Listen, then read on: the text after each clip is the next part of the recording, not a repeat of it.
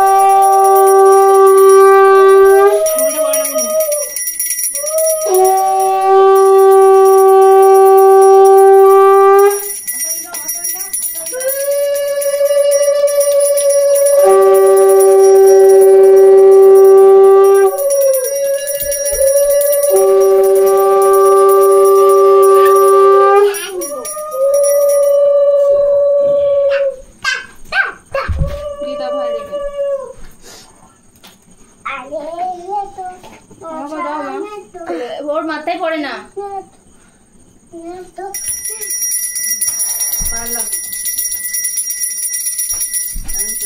এই মাসি ভাইকে ধরো গো,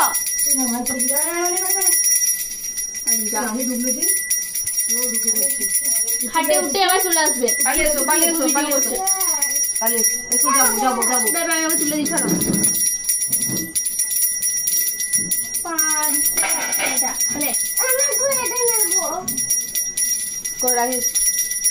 লাইন নাই, চাল নাই।